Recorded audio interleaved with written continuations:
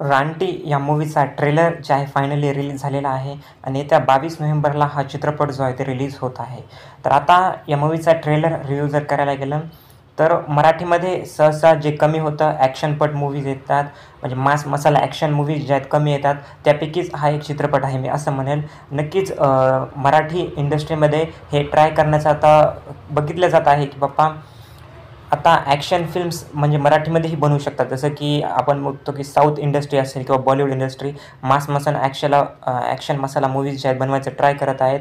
तशा प्रकारचाच हा एक मूव्ही आहे मी असं म्हणेल. आता याचे जर पॉझिटिव्ह निगेटिव्ह पॉईंट्स एवढं तर जास्त नाही, पण सांगायला जर गेलं म्हणजे टीझरमध्ये होतं बघा की टोटल लाल पूर्ण टीझर जे आहे ते बनवून टाकलं होतं, तसं तरी आपल्याला ट्रेलर दिसत नाही बघा. त्यांनी तेवढी चूक सुधारली मी असंच म्हणेल. आणि थोडाफार क्लायमॅक्स तर नक्कीच एक टोटल लाल बॅकग्राऊंडमध्ये असेल किंवा असं मी म्हणेल, कारण की दिसत आहे बघा क्लायमॅक्सचे जे सीन्स आहेत त्यामध्ये नक्कीच त्यांनी लाल या कलरचा उपयोग केलेला दिसत आहे. आणि बाकीचं जर सांगायला गेलं तर एक पाताळपूर नावाचं गाव आहे बघा, ज्यामध्ये आपले जे हिरो आहेत त्यांच्या अगेन्स्ट बाकीचे सर्वजण जे आहेत उभे टाकले, संजय नार्वेकर असतील किंवा संतोष जुवेकर असतील, हे सर्वजण जे आहेत एकाच हिरोच्या मागे लागलेले आहेत असं आपण म्हणू शकतो. शरद केळकर यांच्या मागे लागलेले आहेत असं म्हणू शकतो.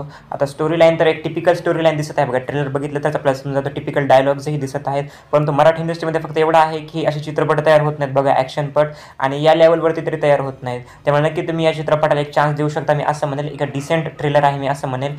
तुमचं याबद्दल काय मत आहे काय नाही, नक्की मला तुमचे मतही कमेंट सेक्शनमध्ये सांगा. थँक्यू.